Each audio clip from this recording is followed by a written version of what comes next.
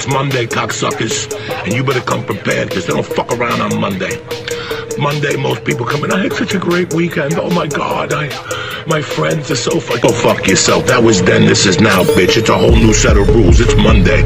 If you ain't waking up with the taste of blood in your fucking mouth like a shark 5 feet from the shore, you fucked up, you understand me? Men always say how women's soccer sucks. Then come to the field and try it with us. The Australian women's national team, who were ranked number 5 in the world at the time, lost 7-0 to a team of 15-year-old boys. Awkward. Be honest, who do you call when you are at your lowest? Who is that one person? Nobody. I'm a man. No one cares. If men can walk around the streets without a shirt on, I think women should have every right to do so. There's honestly no difference. It is just a set of nipples. We support you 100%. We think more women should be like you. As a matter of fact, I think I love you. Every man agrees with you. We support you. Go for it.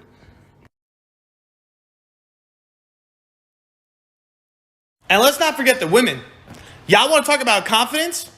Y'all can't ever be alone. Your whole identity runs on attention. Let's be real. How many relationships have you bounced from? Literally break up with one guy, the next 2 weeks you're talking to another. You got the roster lined up. And how many girls are with guys they don't even give a fuck about? Too many. And then there you got the single girls that are just talking to a bunch of dudes they don't really give a fuck about because they need the attention, or even worse. The girls that are with these shitty guys that are treating them like garbage, and you're just wondering in your head, you're like, why the fuck are you with them? And the reality is because you think that without them, you're going to have nothing. You're going to have no attention. So don't come at men's throats as if they are the biggest pieces of shits in the world. Yes, we're narcissistic, but let me tell you something, ladies. You guys run on attention just as much as we do. Y'all need the external validation. Guess what? Just as much as we do.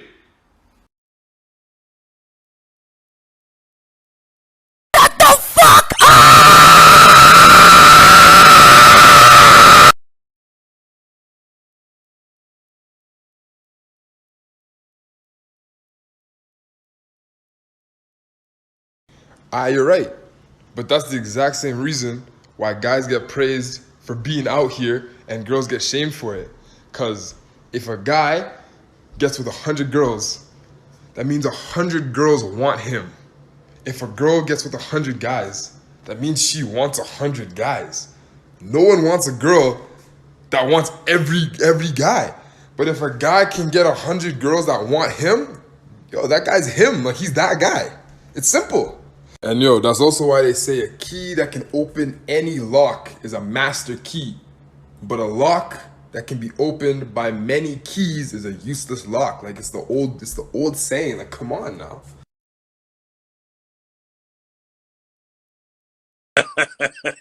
Come on now. let's get somebody in here who we can fuck over for real. Always hearing this saying that I just don't think it's true. Girls always be like what one won't do, a nigga will. Let's say I have my own house and car, but let's just say you don't, and a girl leaves you to come be with me, but I beat her or like I don't take care of my kids, you know what I'm saying? I'm like, bro, you just left him because you thought I had it, but I'm lacking things as well. It's like girls are always looking for something perfect nigga when it's just like that's not a thing. Like, I feel really bad that I got into a relationship like right afterward. I felt like that was pretty shitty of me to do. I wasn't too concerned about it. Were you angry? It was just an annoyance. Andrew. What? Oh, this is like why it didn't work out, because like I don't feel like you even cared sometimes. This is like the hard part. You want that nigga to start crying and begging you, please? Oh my God, don't get with your new man. Like, nah, nigga, he did the right thing, bro. If you didn't care enough to give it time to heal and potentially give him a second chance and got with a new nigga, why the fuck would he care you got with a new man, bro? Yo, props to this guy right here, man. The fuck is wrong with this bitch, bro?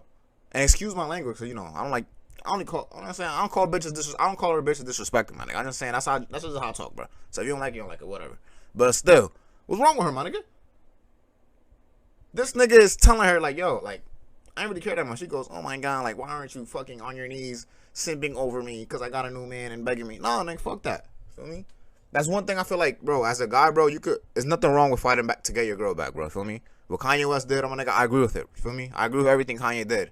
But you peeped, Kanye stopped once Kim started going public with Pete and Pete started taking pictures with her in his bed, my nigga. Because once you get the, like, we all have the back in our thoughts, like, yo, what if she fucking another nigga? We not cool with it, but we'll let it rock if nobody knows about it and we'll know about it. Feel me? We never find out, whatever, it's cool while we're on a break. But once you find out that your girl done got piped out by another nigga, bro, it's just like, she's not your girl no more, bro. It's like, you know what I mean? Just release all that. Like, it's whatever, you feel me? Like, another nigga own that now. Feel me? Type shit. And I don't understand that about you. Yeah. He still don't give a fuck.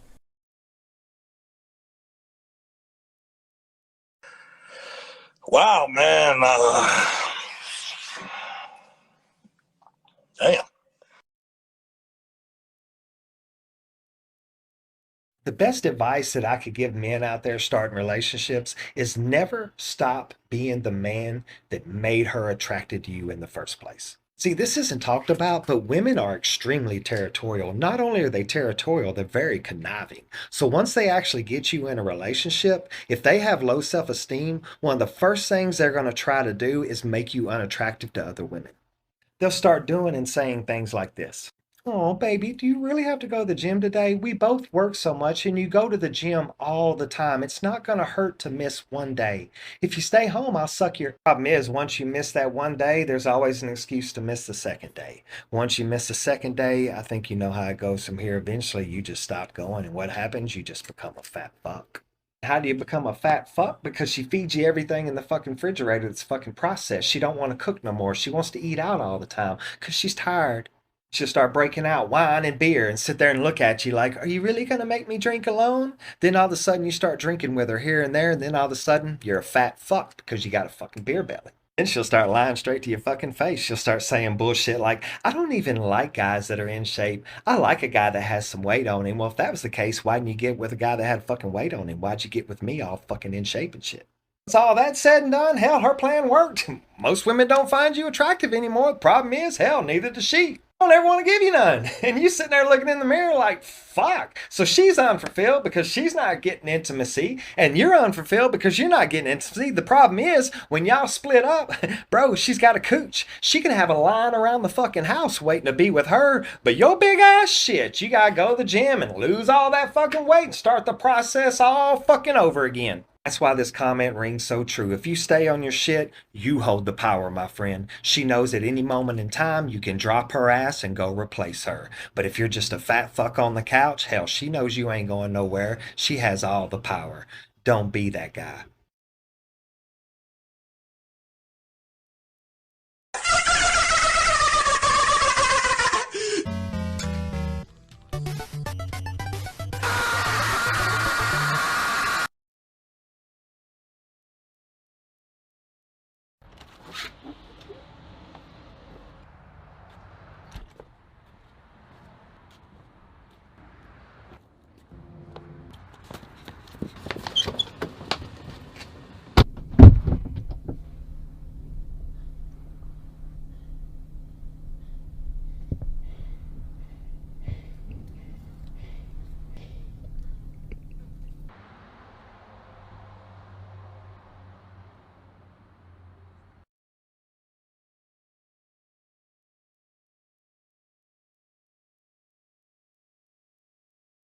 Notice how not a single person in that bar is stopping that girl from hitting the guy in the face. And she's doing that because he didn't want to kiss her, by the way. And then remind me how there's not a double standard in our society.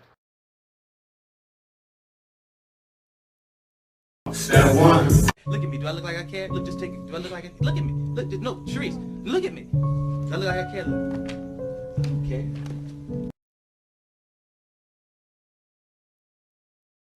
Go ahead. Let's light this candle, huh? I mean, sure, I'll lose everything, but then I'll have nothing to lose. Okay, so if I wanted a high volume man, what do I do? Be reincarnated. You can't get one. I'm gonna be honest, you can't. So we all know how the leader of the friend group trend started with that one girl's tweet, and she basically made a bunch of brash generalizations about how male friend groups work. So I'm going to make brash generalizations about how I think female friend groups work, based off of structure and size. First off, we got the group of two, or the besties. Now, thanks to this guy, we know that you can never find two pretty best friends. It's just impossible. Always one of them got to be ugly. That difference in attractiveness leads to resentment, and they both secretly hate each other. Moving on to the group of three, there's always two that are closer. They all secretly hate each other. See what's going on here? Group of four, here's where the mother figure comes in. If you're not a mother figure, we don't want you. You got the three minions, kind of like Kevin, Bob, and Stuart, that follow whatever the mother figure tells them to. This leads to resentment, and they all secretly hate each other. Now, moving on to the group of five or more, you still have a mother figure. You got four minions now. They all still secretly hate each other, except in this friend group, one of the members has slept with another member's boyfriend or ex and hasn't told anyone else in the group. Talking to other guys. I sure am. I am. Unless you This is solely for the guys. If you're a lady, just keep swiping, I'm telling you. I apologize ahead of time, right? Fellas, please have it in your mind that she is talking to other guys in the beginning stages. If you guys are not exclusive, she does not owe it to you to only be talking to you. Now, don't sit up here and get in your emotions, get in your feelings, get drunk and start texting her all these emotional things because you feel some type of way. That's just going to run her off. During these beginning stages, you need to present an energy, present a situation to this woman where if she is texting someone else, if she is in the company of another dude, that she's like, well, this is lame. I don't like this. I would rather be with him. Once she starts to have those thoughts where she would rather be texting you than the dude she's texting, or she wants to be with you than the dude she's hanging out with, you're winning. And guess what? Now that woman craves you. If I loved you and this person makes you happier, I would want you to be where you are happiest. You better than me, bro. 'Cause I want that bitch to die. Realizing the person you fucking with is a dot right in front of you, like, Hey, I'm gonna put y'all on the easiest way to find out, right? So you go up to her and ask one simple question. Be like, babe, who your celebrity crush? Keep in mind, y'all supposed to be fucking with each other, dating, all that. If she say anything besides nobody, you, I'm sorry to tell you, my boy.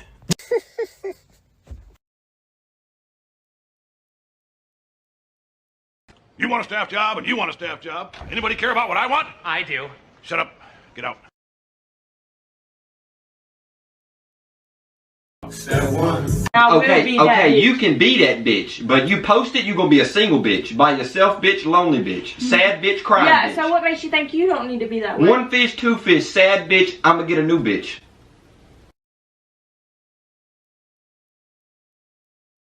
How is a nigga too nice? I don't understand. Anytime a girl tells you that, she's basically just saying that you're better than her. You're better than the men that she's dated. You're better than the environment that she grew up in. It's a statement of brokenness. And broken women only feel comfortable in relationships with men that are dysfunctional. It allows her to be preoccupied with his dysfunction so she doesn't have to fix her brokenness. If she says this, she's literally telling you, I'm unstable, I'm lazy, so don't expect anything of me because I will not meet those expectations.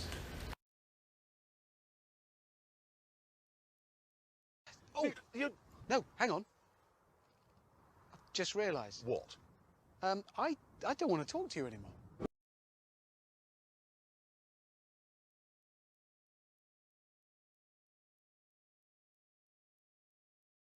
Nah. This is what y'all wanted. Y'all wanted them hood dudes, them scammers, them drug dealers. This is what you wanted, niggas that's applying pressure on the street. How that neck feel?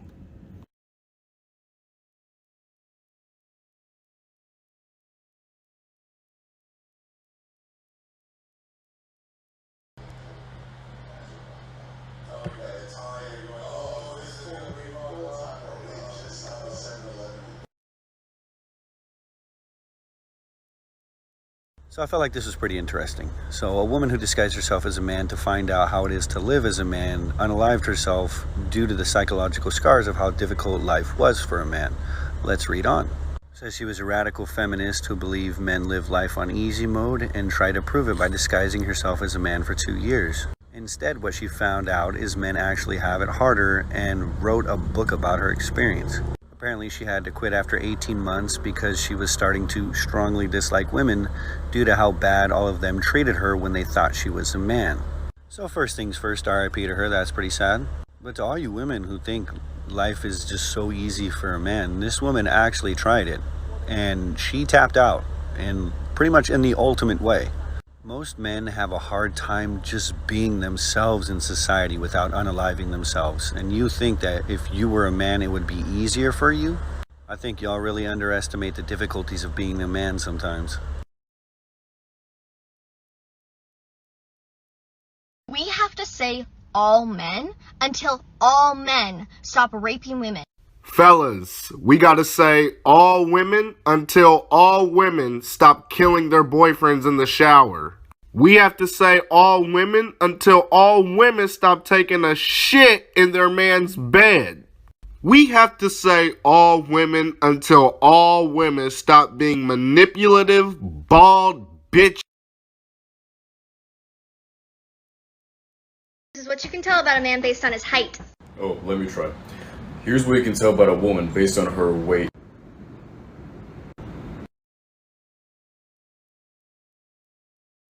What you doing? Good, thank you. Why you step up on me like that? She's dating my brother. Can we help? She ain't say that. Oh, she has. She didn't. No. I tell this story all the time. One time I was at a bar and a girl bought me a drink and she was with like 6 other girls and they're pretty. And at first I left it what it is, but I forgot why, but I went over to ask her a question about something. On my way over, her fat friend like walks in front of me and I'd say, "Excuse me, I need to get through." Girl goes, "No, thank you." I said, "What are you saying no thank you to? You're in my way." So I get to the girl, I ask her the question about what it was. I don't even remember what it was, but the fat girl comes over and goes, "We're all lesbian, by the way." Baby girl, your friend bought me a drink. Why are you talking to me? Why are you talking to me for her? Y'all need to stop this. Y'all need to, ladies, y'all need to get on y'all friends, because I don't know what that is. Let's be real. We all know what that is. Let's be real here. Before you get out here stressing over these nothing ass bitches, understand you do not own them.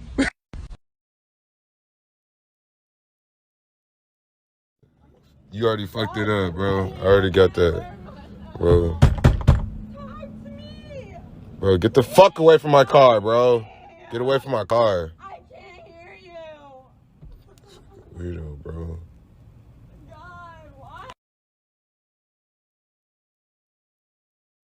You're talking to a guy that claims to be interested in dating you and you say something like, "Oh, I'm going to get my nails done or my hair, I'm going to the mall," and he does not offer to send you money to contribute to that, you need to block him, and you need to block him